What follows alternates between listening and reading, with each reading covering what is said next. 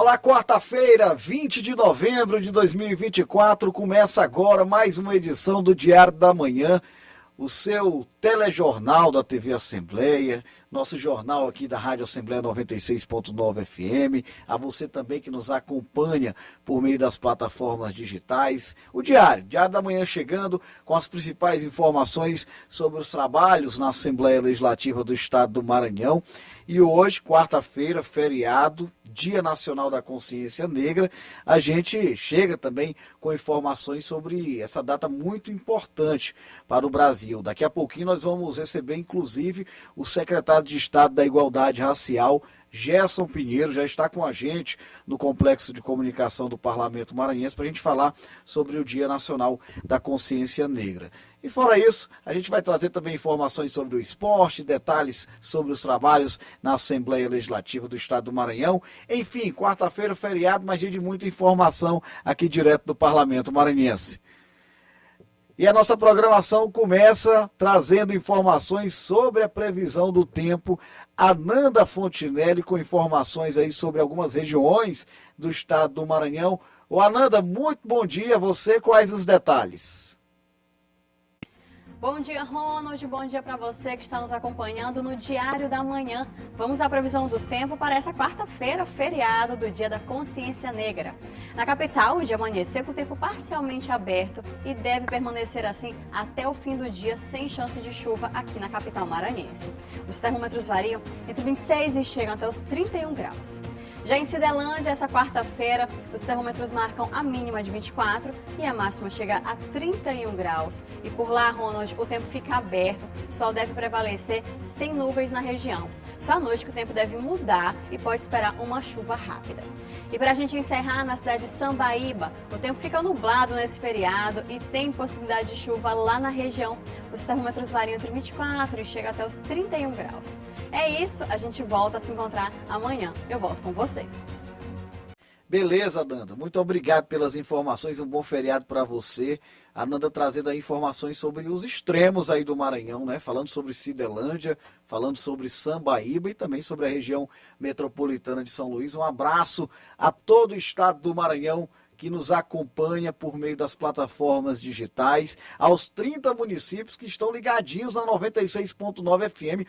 Olha aí a frequência aberta, Rádio Assembleia em conexão com a Rádio Senado, levando essa programação muito longe, viu? E os telespectadores da TV Assembleia que estão sempre ligadinhos também com a gente. Olha, gente, quarta-feira, feriado, hein? E nacional, Dia Nacional da Consciência Negra. Nossa equipe de reportagem preparou um conteúdo que traz informações sobre essa data que é muito importante para o Brasil. De acordo com o Censo Demográfico de 2022, o percentual de brasileiros que se autodeclara negros e pardos supera os 55% da população brasileira. Além de maioria, a contribuição dos negros está presente no alicerce do nosso país, na cultura, economia, política e na arte. O 20 de novembro, quando celebramos o Dia da Consciência Negra, é um momento para refletir sobre esta contribuição. A data virou feriado nacional e foi escolhida para homenagear Zumbi dos Palmares, que morreu no dia 20 de novembro de 1695. Zumbi é um símbolo de resistência negra na história brasileira. O secretário de Estado da Igualdade Racial observa que a data é oportuna para novas lutas na busca por uma sociedade mais justa. É um momento que a gente festeja as conquistas que já temos, mas que também a gente faz relembrar a toda a população brasileira que é necessário que se consiga ter uma convivência de equidade entre as diversas etnias que formam o povo brasileiro. E que é necessário que se respeite essas diferenças para a gente ser igual. O Dia da Consciência Negra nos leva a olhar também para a ocupação dos espaços de poder pelos negros. Um bom exemplo é a Caroline. Ela tem origem em um quilombo no interior do Maranhão. E esta cena é muito emblemática. A jovem negra assina o termo de posse no cargo de promotora de justiça no Ministério Público do Pará, a primeira promotora quilombola do país. Nós somos a maior parte da população, nós somos negros E, infelizmente, nos espaços de poder, nós somos a minoria. Nós não temos essa representatividade nos espaços de poder. No sistema de justiça, magistratura, Ministério Público, Defensoria. E dentro do núcleo, né, da questão negro, ainda os quilombolas, que são muito menos representadas, onde há uma questão da invisibilidade, da voz a essa parte da sociedade que muitas vezes é renegado os direitos e garantias constituídas legalmente. Os negros foram trazidos da África para o Brasil no século XVI para trabalhar como escravos na indústria açucareira e em outras atividades como a mineração e a agricultura. E a escravidão deixou marcas profundas na sociedade brasileira, como o racismo estrutural, enraizado nas instituições, nos discursos, nas relações sociais e econômicas, aumentando ainda mais o preconceito e a violência. Estimular ações afirmativas e elaborar políticas públicas são fundamentais. Neste sentido, a Assembleia Legislativa do Maranhão tem uma grande contribuição. Nos últimos anos, projetos que tramitaram na Casa Parlamentar viraram leis importantes para a população negra. Por meio da Lei 9.054, o dia 20 de novembro passou a ser o Dia Estadual da Consciência Negra. Já a Lei 11.399 instituiu o Estatuto Estadual da Igualdade Racial. E para incentivar o afroempreendedorismo negro, a Lei 11.580 instituiu no mês de novembro a inclusão da Feira M.A. Preta no calendário oficial de eventos do Maranhão. O Estado do Maranhão tem muito que agradecer à Assembleia Legislativa, porque foi uma Assembleia que sempre que o Executivo buscou o apoio da Assembleia, ela respondeu. E também ela tomou iniciativas, né, que levou ao Executivo. Portanto, esse diálogo entre a Assembleia e o Executivo do Maranhão é muito importante na questão das lutas da população negra. Outra forma de conscientizar é por meio da educação. Por isso, o tema deve estar sempre presente, e não só nesta data específica, como lembra esta arte educadora. O dia 20 de novembro é um dia de luta, de resistência. A Semana da Consciência Negra é uma semana onde a gente tem que trabalhar os debates, trabalhar a nossa palestra, trabalhar a história do nosso povo. Porém, essa luta, essa roda de conversação tem que acontecer diariamente. O Dia da Consciência Negra, simbolizado pela luta de Zumbi dos Palmares contra a escravidão, é uma oportunidade para refletirmos sobre o combate ao racismo, à discriminação e buscarmos caminhos para promover a igualdade e mais inclusão dos negros na sociedade. É interessante, informativa e educativa essa reportagem do Joelson Braga, viu? Parabéns para a equipe. E a reportagem fica disponível através do nosso site al.ma.leg.br. E olha, gente, o Dia Nacional da Consciência Negra é o tema do nosso quadro de entrevistas desta quarta-feira. Entrevista.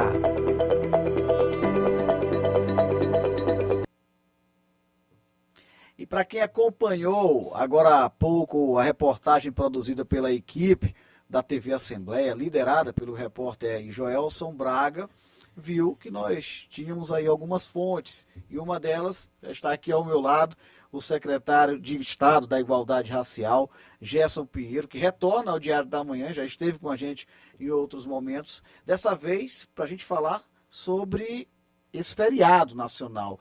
É o primeiro ano em que o Dia da Consciência Negra vem como um feriado em todo o Brasil. Ô secretário, muito bom dia, obrigado por estar aqui com a gente, viu? Bom dia, Ronald. Bom dia a todos aqueles que nos acompanham, né, na TV, na mídia, na internet. É muito importante a gente estar dialogando sobre esse Dia da Consciência Negra. É um dia em que nós estamos, além de refletindo sobre a história, né, dos nossos ancestrais, produzindo conhecimento e ampliando o planejamento para novas ações. Portanto, é um dia muito importante e pela primeira vez feriado. A gente já vinha lutando por esse feriado em nível nacional, para que a gente pudesse ter um dia com um feriado à altura da importância da luta do povo negro pela igualdade. A gente estava conversando agora há pouco, secretário, pelos bastidores, que em anos anteriores, né, o Dia da Consciência Negra era feriado, mas em algumas cidades do Brasil. Aqui nós não tínhamos como feriado, né, no estado do Maranhão. Agora é um dia que, de certa forma, atrai as atenções de todo o Brasil, né? Porque é um feriado. O objetivo é chamar a atenção, claro, para uma pauta que é mais que importante para mim, eu acho que é necessária. E eu gostaria de ouvir do senhor qual que é a importância, de fato, de toda essa movimentação dentro do Senado Nacional. Nacionalmente é uma pauta de suma importância, porque nós temos mais da metade da população brasileira de negros e negras. Sim. E nós temos também uma história da nossa nação que, apesar de ter origem em etnias diferentes, principalmente descendentes de africanos, de europeus e de indígenas, mas termina que uma das etnias se impõe, né? Que é a do colonizador. E desde o princípio o Brasil se estruturou a partir dessa forma de domínio de uma etnia sobre as outras. Então é necessário que se faça essa luta pelo resgate desse espaço. Portanto, se é um dia importante em nível nacional, é muito mais importante para o Maranhão. Porque o Maranhão é o estado com maior quantidade de comunidades quilombolas, é um dos 3 estados mais negros do país, é o estado com a cidade mais negra do mundo fora da África, que é Serrano do Maranhão. Temos a nossa Alcântara aí com aproximadamente 200 comunidades quilombolas. Temos toda uma cultura trazida de África. Temos um centro histórico da capital do Maranhão, a cidade de São Luís, que foi construída por braços negros. Então é necessário que a gente, para que o país se desenvolva também, não se pode deixar de fora essa parcela significativa da população brasileira, que é o povo negro. E o Maranhão tem que dar exemplo para o Brasil nisso. O Maranhão tem que produzir políticas que sirvam, né, para que os outros estados, as outras unidades da federação possam também aplicar. E o senhor traz essas informações e eu lembro que hoje é dia de vasta programação no Quilombo da Liberdade, não é, secretário? Né? Temos uma programação lá já montada.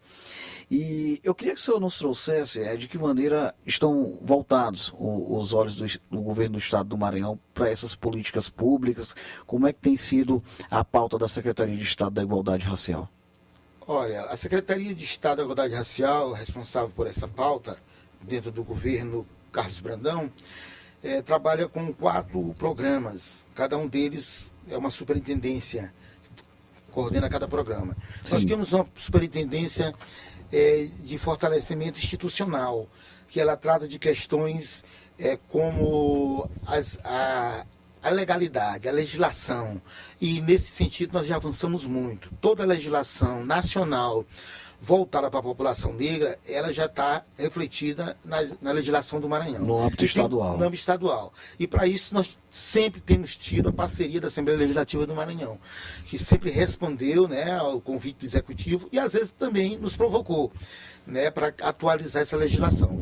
Hoje o Maranhão tem um Estatuto da Igualdade Racial, que nós fizemos a partir do Estatuto Nacional, mas que ele foi atualizado e é muito mais amplo.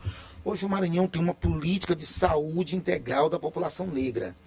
Então são várias políticas, selo Quilombos do Maranhão, todas as políticas que estão nas outras superintendências, nas demais superintendências da CI, elas passam por essa superintendência institucional.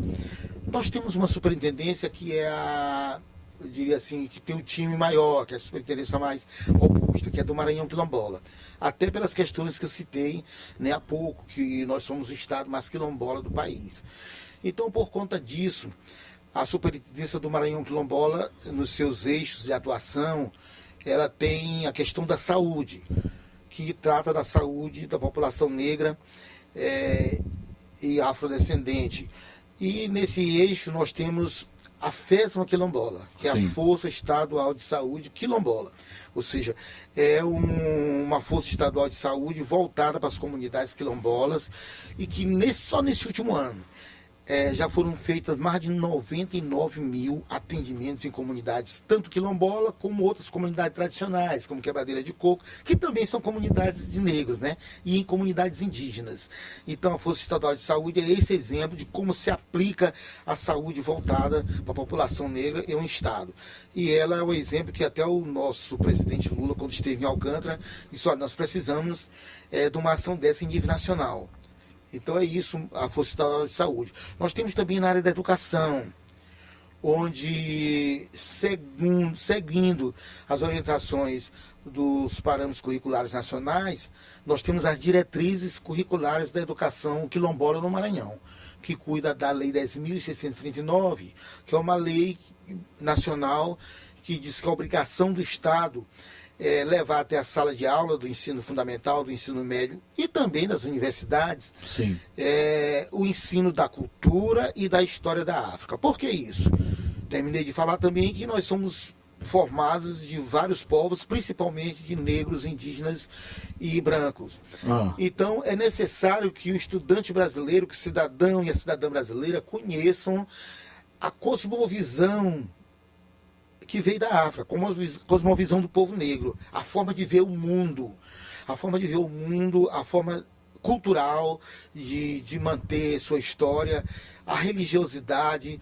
Então isso só é feito se o Estado assumir, porque senão se permanece na invisibilidade dessa cultura, dessa forma de ver, dessa forma de estruturar, de conhecer o mundo.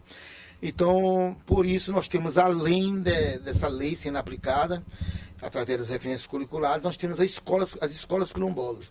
Hoje nós temos aproximadamente 30 unidades de escola quilombola. Estão sendo implantadas cada vez mais escolas, né, em comunidades quilombolas. Cada vez mais. Nós temos hoje aproximadamente 30 escolas e algumas salas que fazem parte são anexos de escolas quilombolas. Isso só escola de ensino médio, que é a obrigação do Estado. Sim. Mas nós temos também uma rede de escolas de ensino fundamental, responsabilidade dos municípios, mas que estão integrados nesse processo. Ainda dentro da superintendência institucional, nós temos o sistema de igualdade racial. Para ser melhor entendido, a gente pode fazer um paralelo com o SUS. É como se fosse um SUS ou um SUAS. O SUS é da saúde. Sim. E o SUS da ciência social. É como se fosse um SUS ou um SUAS que está sendo implantado. Ou seja, ele está engatinhando. Está em um processo de implantação. Está em processo de implantação.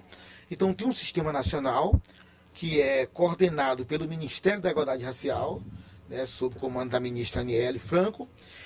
E esse sistema ele tem os sistemas estaduais. O Estado faz a adesão. E o Estado do Maranhão fez a adesão há mais de 10 anos. O Estado do Maranhão aderiu ao sistema. E agora, já sob o governo Carlos Brandão, também nós aderimos ao PNGTAC, que é um programa nacional de território quilombolas, que cuida especificamente dos territórios quilombolas, traz políticas para os territórios quilombolas. Então também são atos institucionais, assim também como o governo do Maranhão está em processo de adesão do Juventude Negra Viva, que é um programa de proteção à juventude negra. E aí, casando esses dois programas, a Secretaria de Estado da Igualdade Racial construiu um projeto chamado ADRQ, Agentes de Desenvolvimento Rural Quilombola, que é voltado para o jovem quilombola. O jovem quilombola que tem um ensino médio. Ele precisa ter um ensino médio. Como é que funciona na prática? Isso aí vai estar numa idade entre 15 e 29 anos. Funciona através de um programa onde nós capacitamos esses jovens em 3 linhas. Ele aprende a preservação ambiental, desde a coleta de sementes nativas, a reprodução de mudas, plantio em áreas degradadas da sua comunidade quilombola, mas ele está preparado também para em qualquer outro, quando termina o curso. Esse curso demora 1 ano, então são 12 meses em que ele recebe por mês uma bolsa de estudo de R$300, e nós estamos agora preparando a segunda turma. Já formamos uma de 300 jovens, estamos preparando uma segunda turma que ela é voltada especificamente para o polo da Floresta dos Guarais, porque à medida que o governo avança nesse projeto de transformar a Floresta dos Guarais em um polo turístico, é necessário que a gente forme a juventude, prepare ela para ingressar, né, produtivamente dentro desse polo turístico. Portanto, é um programa que ele atende aí a várias linhas. Nós temos também um programa de proteção da cultura da população negra. Isso dentro do trabalho da Secretaria de Estado da Dentro do Igualdade trabalho da Racial. Secretaria. São 4 programas que eles vão dialogando entre si, por isso que às Sim. vezes eu falo aqui em projetos que estão dentro de Se dois conecta programas, com o se outro, conecta claro. com o outro, e com os parceiros de outras secretarias. Por exemplo, a área de saúde. Quem faz a área de saúde é a Secretaria Estadual de Saúde. Né? Então, mais conectada dentro dos programas elaborados pela Sim, Secretaria de Igualdade Racial, como assim é com a educação, como na questão dos direitos humanos, né? Com a sede pop. Então, nós somos uma secretaria de muitas transversalidades. Secretário, o senhor cita aqui pontos, eixos importantíssimos nesse trabalho, né? Eu particularmente acredito muito no campo da educação, né? Como um instrumento que possa fazer com que essa sociedade possa melhorar. Eu queria ouvir sua opinião a respeito do papel da educação nesse processo e queria que o senhor trouxesse também informações para a gente sobre essa programação de atividades aí que a gente já tem visto que tem acontecido aí através da Secretaria. O papel da educação é fundamental, né? E nós tratamos dessa questão através de programas já citados aqui, Sim. né? Através das diretrizes curriculares e da educação quilombola, para a educação da população negra, tanto urbana quanto rural. Nós temos também um centro de iniciação ao trabalho e cultura quilombola, que é em São Luís. Ele funciona no bairro da Liberdade, ou seja, no Quilombo Urbano da Liberdade, né? Ex-bairro da Liberdade, funciona no Quilombo Urbano da Liberdade. E ali nós fazemos, além de acompanhar a formação tradicional na sala de aula, nas escolas, nós temos também a formação profissional.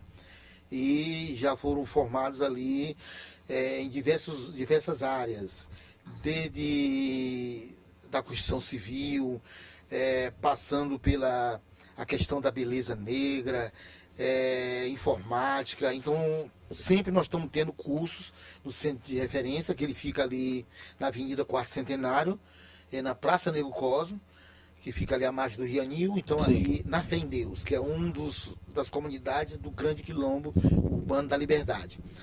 E nós temos também, além das escolas quilombolas, nós temos uma série de seminários, palestras que são feitas, né, pela Secretaria. E agora nós, em parceria com a FAPEMA, foi lançado um edital, e esse edital resultou em 8 artigos escritos por estudiosos maranhenses, e esse tudo foi juntado em um livro que está sendo lançado na programação que nós vamos ter no dia 25, que vai ser a programação, eu diria, carro-chefe, né, do mês da consciência negra no Maranhão. Essa programação ela vai acontecer, melhor dizendo, lá no CCN, na sede do CCN, Sim. que fica no João Paulo, Barés, ali por trás da Feira do João Paulo, já próximo à Avenida dos Africanos. E ali nós vamos ter vários anúncios, né, feitos pelo governador Carlos Brandão, feitos pela própria secretaria, dentre eles um avanço nas titulações. Nós temos hoje 77 comunidades quilombolas já tituladas pelo governo do Maranhão, através do ITERMA, do Instituto de Terras do Maranhão. Ou seja, já receberam o título de propriedade da terra. Não estão mais só com a certificação, que a certificação é a certidão de nascimento, mas o cidadão alcança a maioridade e ele precisa ter a casa dele. Então a casa dele vem com a certidão de posse, né, da terra. Tá? Então esse processo é feito e também nós vamos anunciar, né, eu acredito, esse número ainda está com o governador, mas eu sei que são aproximadamente 5 comunidades que vão só nesse dia receber o título de propriedade. Comunidades que estão na Baixada Maranhense, estão no Vale do Itapecuru, que vão receber essas titulações. Nós teremos, além das titulações de lançamento do livro, outros anúncios que o governador fará também ainda, né, nesse dia, A gente já pediu para o governador que a gente tenha um centro de referência da população negra, ou quilombola do Maranhão. Sim. Ele ficou de estudar, eu estou torcendo para ele já ter terminado o estudo e anunciar, mas não sei se vai sair, né? Então, Eu já soube que o governador às vezes escuta o Diário da Manhã, viu? Então, eu sei que você tem reuniões, claro, com ele, como secretário, mas de repente, olha o Diário dando uma impulsionada nessa pauta. A gente sabe que nem sempre é possível, mas nós estamos pedindo, né? Secretário, o senhor mencionou também, ainda me atendo aqui ao campo da educação, a questão da lei que estabelece a obrigatoriedade do ensino da cultura africana. A né? lei 10.639, a lei federal. Lei federal, né? Pois é, eu lhe questiono sobre a aplicabilidade, né? A aplicabilidade dessa lei, porque assim, ela é recente, essa lei, secretário? Não, essa lei já tem mais de 10 anos. Eu não lembro exatamente de que ano, mas me parece que é do segundo governo do Lula.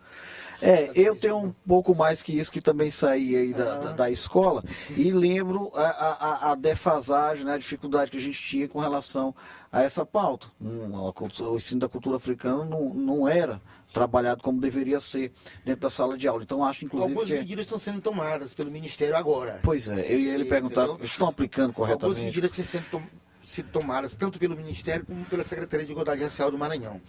Exemplo, numa parceria, né, com as universidades do Maranhão, a Universidade Estadual do Maranhão, por exemplo, em campings do interior do estado, no campus de São Bento, está formando turmas de professores de licenciatura, né, para ser professores em quilombos. Então, isso é uma especialização. Está formando em Grajaú e em Santo Inês professores voltados para a educação indígena. Está iniciando também em Itapecuru uma turma voltada para a educação quilombola e para as quebradeiras de coco. Então, são ações feitas pelas universidades. Nós temos ações parecidas no IFMA, através do NEAB, que é o núcleo, né, que trabalha com a questão da igualdade racial do IFMA, e temos na UFMA, que tem um curso de licenciatura também voltado para a população negra. Então, são várias ações que vão ajudando nesse processo. Eu acho também que a lei de cotas, quando aplicada na contratação de professores, tanto nos concursos como nos seletivos, ela termina contribuindo, porque ela garante a presença de professores negros em sala de aula em 20%. Então isso facilita que chegue às salas de aula pessoas que conhecem essa história, pessoas que falam a partir do conhecimento próprio para poder levar essa educação. Então, acho que são movimentos que têm que ser feitos para garantir a aplicação da lei. E a ministra nos falou no último encontro em Brasília que serão tomadas iniciativas ainda no próximo ano. Devemos ter editais voltados para a lei. Esse próprio lançamento do livro que nós estamos fazendo aqui no Maranhão é um instrumental, né, para a aplicação da lei. Porque não basta a gente chegar e dizer para os professores, tem que aplicar a lei e tal, porque às vezes o professor não tem o conteúdo científico para elaborar um currículo. Não adianta só modificar a legislação ali e não preparar, né, o profissional que vai atuar aí, né, nessa aplicação, né, secretário? Eu quero aproveitar que você está falando também dessa agenda federal para ouvir sua avaliação, né, do governo federal também dessas políticas públicas, tanto do atual governo federal, presidente Lula, quanto do governo anterior. Como é que o senhor vê essa movimentação aí no cenário federal também nesse sentido? O governo anterior foi um não governo, né? Não só para a questão da população negra, não só para a educação. Então foi um não governo, foi um governo que retroagiu. Nós tivemos que retomar no governo atual algumas ações que já eram feitas no início do nosso século e tomar novas medidas. Uma medida importante que está acontecendo no Maranhão agora, que é uma ação entre o Estado brasileiro e estados lusófonos, estados que falam a língua portuguesa. Ou estados, agora entrou a Colômbia também, né, estado que fala espanhol, mas é um estado caribenho, um país caribenho. Nós recebemos, a partir do dia 18, né, ontem, delegações de Moçambique, de Cabo Verde, de Angola e da Colômbia, que vão permanecer no Maranhão de 18 a 4 de dezembro. E tem uma série de ações que estão sendo feitas conjuntamente com eles. Hoje está acontecendo no Convento das Mercês uma ação voltada para a cultura, né, lançamento de livros, palestras sobre. Nós estaremos no dia 21, creio, com a presença da ministra, né, Niele Franco, lá na UFMA, fazendo a recepção do Estado brasileiro a essas delegações. São delegações formadas por estudantes e professores das universidades desses países. E nós também levaremos essa comitiva, que são 50 estudantes e professores de outros países, mais professores da UFMA. Estaremos levando eles ao quilombo rural de Santa Rosa dos Pretos, em Itapecuru, no dia 23. Eles vão ter um dia de imersão no quilombo, onde eles vão fazer visita ao sistema de produção agrícola instalado pelo Estado e conduzido por mulheres jovens mulheres negras daquele quilombo. E farão visita também ao Centro de Religiosidade do Quilombo, que é um terreiro de mina, que fica no quilombo. E também conhecerão as estruturas, escola, centros de referência, espaço de formação de dentro do quilombo. Então, esse período aqui vai ser um período de convivência com esses estudantes e professores de outros países. Essa troca de experiência também, para a gente poder saber o que o mundo está fazendo, o que está pensando. E nesse sentido é importante a gente lembrar também o passo dado pelo presidente Lula, quando da primeira sessão da ONU, Sim, que é sempre aberta pelo presidente do Brasil, anfitrião. Que é o anfitrião, e lá ele lançou no Brasil e convidou o mundo a acompanhá-lo, a chamada 18ª ODS, porque, para quem não é dessa área, nós temos 17 Objetivos de Desenvolvimento Sustentável, que aí vai desde o meio ambiente, a questão da igualdade racial, questão da mulher, várias questões que são caixinhas que vão se montando nos 17 Objetivos de Desenvolvimento Social. E o Lula lançou o 18º. E disse, olha, no Brasil eu vou começar agora, o 18º, e eu convido o mundo a nos acompanhar. E o 18º objetivo, lançado pelo presidente Lula, é a igualdade racial. Portanto, isso vem qualificar mais. Agora nós temos um ministério, agora nós temos um dos objetivos de desenvolvimento social no Brasil, que vai se tornando internacional, e a gente tem tudo para fazer com que essa política não fique só no Estado e no governo federal, mas leve ela até os municípios. E nós já temos hoje 25 municípios que já aderiram ao sistema, e nós estamos dialogando com os prefeitos, para que a gente consiga ampliar esse número de municípios, porque a adesão do município também traz recursos do município, porque de recursos de editais federais, de editais estaduais, vão ser direcionados aos municípios que estão dentro do sistema. Secretário Gerson Pinheiro, quero agradecer a sua prontidão em sempre atender aqui as nossas equipes do Complexo de Comunicação da Assembleia Legislativa. Muito obrigado pela sua participação aqui. Fico com um convite para você retornar outras vezes, para a gente falar também sobre, claro, a atuação da Secretaria de Estado da Igualdade Racial. Eu que agradeço, Ronald, agradeço a você, agradeço a TV Assembleia, né, e a todos os seus colegas, repórteres aqui, que sempre nos recebem muito bem, servidores todos, né, da TV Assembleia. Obrigado. Portanto, para nós sempre é motivo de alegria ser convidado para vir aqui. E a gente convida que a gente vem. Né? E visitem também lá a Secretaria de Igualdade Racial, o nosso sistema lá do sítio, lá no Quilombo Urbano da Liberdade. Se quiserem fazer visitas a quilombos também, nós vamos acompanhar vocês. Estamos de portas abertas. E agradecemos as portas que vocês abrem para nós. Muito bem, muito obrigado. Conversamos, portanto, com o secretário de Estado da Igualdade Racial, Gerson Pinheiro. Essa entrevista com o secretário fica disponível através do nosso site al.ma.leg.br. Olha só, agenda na Assembleia Legislativa do Estado do Maranhão, previsão amanhã, sessão plenária, regimentalmente a partir das 9h30, nós possivelmente teremos aí os trabalhos no plenário da Assembleia Legislativa do Estado do Maranhão. Você vai acompanhar ao vivo a transmissão, a cobertura completa das atividades parlamentares. Lembro que no âmbito das comissões já prevista para a próxima terça-feira, no período da tarde, reunião da Comissão de Constituição, Justiça e Cidadania, a CCJ.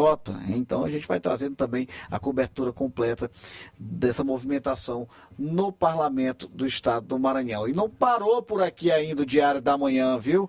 Hoje, quarta-feira, feriado, Dia Nacional da Consciência Negra, e nós, em conexão, Rádio Assembleia, TV Assembleia, site da Assembleia Legislativa, nossas redes sociais, demais plataformas digitais, trazendo sempre a informação para você, ouvinte, internauta e telespectador. Então, segura aí que tem muita movimentação, gente. Para quem achou que não ia ter quadro de esportes aqui na programação do Diário da Manhã desta quarta-feira, olha só.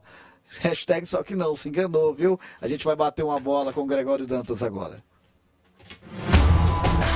Esporte.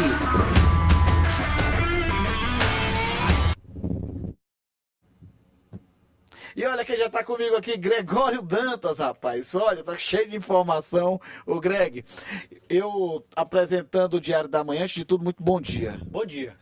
Eu apresentando o Diário da Manhã, aqui, né, rapaz. fui cobrado por um ouvinte querido, né, o Alcimar Júnior, que está sempre acompanhando Alcimar, gente a boa. nossa programação, que ele Sim. diz, olha, vocês não estão trazendo nunca as novidades do Sampaio Corrêa, só falam no Motoclube, só falam no Imperatriz, no Maranhão Atlético Clube, no IAP, enfim. E aí, o que está acontecendo? É verdade. O Sampaio Corrêa, eu gosto de provocar o Greg, viu, gente? Eu gosto de provocar no começo. Na Fala verdade, aí, Greg. você está certo, segundo. Até o IAP, né, virou aqui carro-chefe aqui do nosso programa, né, no nosso Diário da Manhã, mas muito por conta da incompetência e da ingerência, né, no Sampaio Corrêa, né? O Sampaio Corrêa está atrasado, a gente inclusive ontem falou, né, de algumas novidades do Sampaio Corrêa, né, mas nesse processo de bastidores de mercado da bola tá muito, parado, né, Greg? muito atrás dos seus adversários. Pois é, então vamos fazer o seguinte, bora falar aí sobre a divulgação já, né, a CBF, não é sim, isso? vamos lá. Confederação Brasileira de Futebol, já tratando aí sobre a questão da Copa do Nordeste, não é isso? Aqui é o seguinte, Ronald, a gente viveu aqui no começo da semana uma divulgação aliás, na semana passada, o calendário da CBF para a temporada 2025, né, do ano 2025, ela soltou o calendário com as competições estaduais, Copa do Brasil, Libertadores, o Supercampeonato Mundial, o Campeonatos Brasileiros, e esqueceu a Copa do Nordeste. A Copa do Nordeste foi completamente esquecida, a exemplo também da Copa Verde. A né? Champions League logo, Isso, hein, Greg? pois é. Nossa queridinha, né? Exatamente. A Copa do Nordeste e a Copa Verde, elas foram esquecidas pela CBF na divulgação aí dos seus calendários. O que é que a gente pode tirar disso, Ronald II? É o seguinte, após este, vou chamar de, entre aspas, equívoco do Adinaldo Rodrigues, né, presidente da CBF, Sim. a CBF tratou de se movimentar.